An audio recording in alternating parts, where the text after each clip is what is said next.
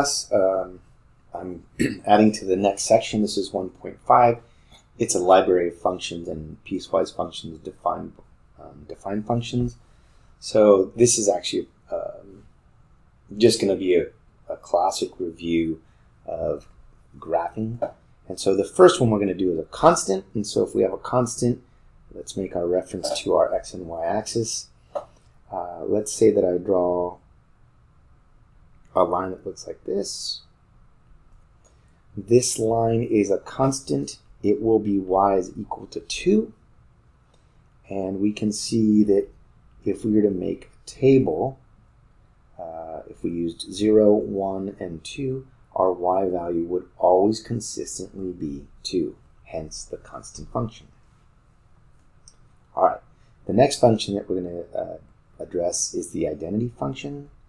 And the identity function simply is, it's the same as y is equal to x. This one would have been y is equal to 2. I did write that. Wanted to make sure I did. Function notation is just a higher level than using your y variable. But with y equals x, we're going to get a line that looks like this. And if we were to do a chart for this, we get,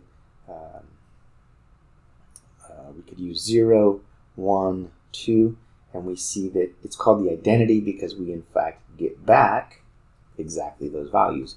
If I had used -1, I would have gotten -1 there. It's basically mirroring itself. Okay.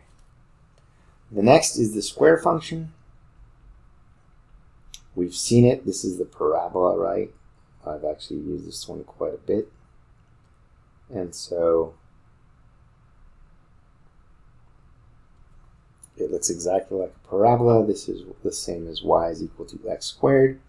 Again, creating a chart, if we did, and we used 0, plugging in 0, 0 squared is 0, 1 squared is 1, 2 squared is 4, and if we use negative values, -1 squared would be +1, and -2 squared would be 4. There's that example for the squared function. The next is the cube function, and this is y is equal to x cubed. This is the x-axis and a y-axis.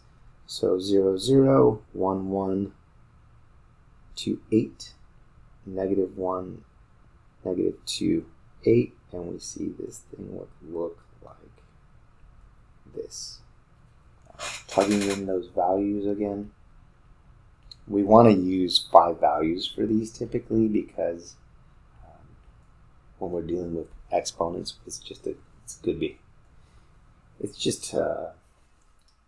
something smart to do. So -2 cubed would give me a -8. -1 cubed would give me a -1. We get 0, 1, and +8. And that's how I got those values that you see there. The square root function. Again, y is equal to the square root of x.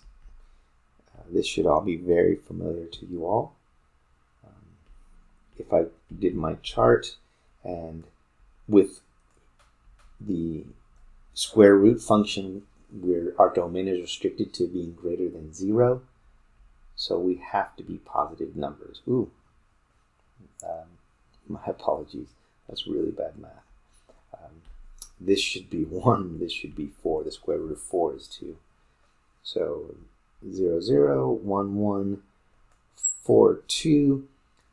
If we went on and did 9, we'd get 3. And the curve just follows along right there.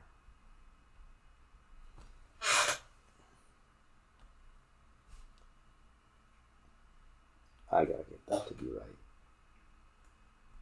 Just like that. Okay. The cube root, y is equal to the cube root of x. The cube root does not have a restriction, and so we can have -8, -1, 0, 1, and 8. And the cube root of 8 is -2. Cube root of 1 is -1, 0, 1, and 2. And then we can plot these points. So at negative 8, we're going to get a negative 2. At negative 1, we'll get a negative 1, 0, 1. At 8, we'll get 2. And we see that this function looks like this. It looks like the cube root turned. That's exactly what's going on there. All right. The reciprocal function. The reciprocal function is actually an interesting one. We end up with asymptotes. So along the y-axis, we can't cross that because if x is 0, we end up with undefined, so we can't have that. And also, by end behavior, it's something that you might have seen in the past. We know that y equal to 0 is an asymptote. So we know we're restricted to those points. So y is equal to 1 over x. If we were to plot points for this, x and y, there's no restriction except for 0. So we'll use some values and see what we can get.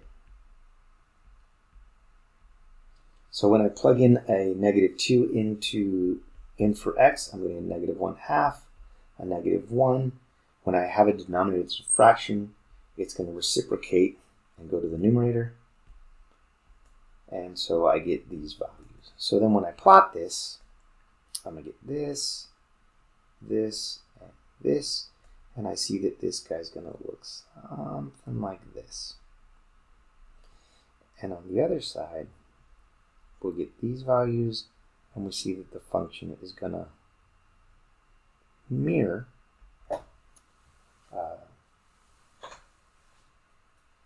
and look basically the same. All right.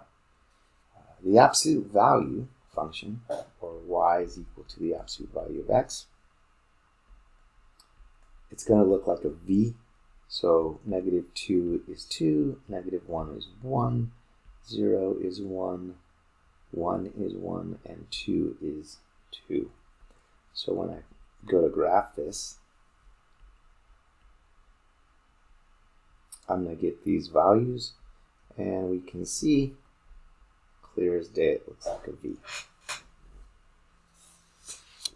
Okay. The last thing that I want to talk about, this is a quick video, isn't it? Is the piecewise function, and we have to understand the domains. So there's two pieces to this, the x squared and the x, and then we have to look at the restrictions that they have. So the restriction for the first one is from negative 2 to 0. And so when I do my tables for these, I like to look at it like this. X and Y, and I put my restriction above it.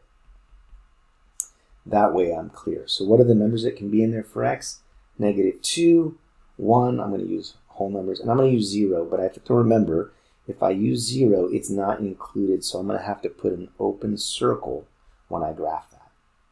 So plugging into the function, a negative 2 squared is going to be 4, 1 squared is 1, and 0 squared is 0. So when I go to plot that, I'm going to have 0, 0, oops, the thing I just told you you're not supposed to do, I did. At 0, 0, I'm going to have an open circle. At 1, I'll have 1, and then at negative 2, I'll have 4. Now, since this is the end of the function, that's as far as it goes. I need not draw an arrow. It's going to curve down like it's a parabola, but it terminates at that value 4 at negative 2.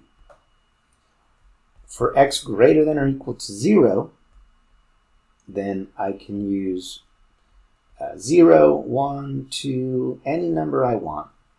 And when I plug in, I'm going to get 0, 1, 2, and 3.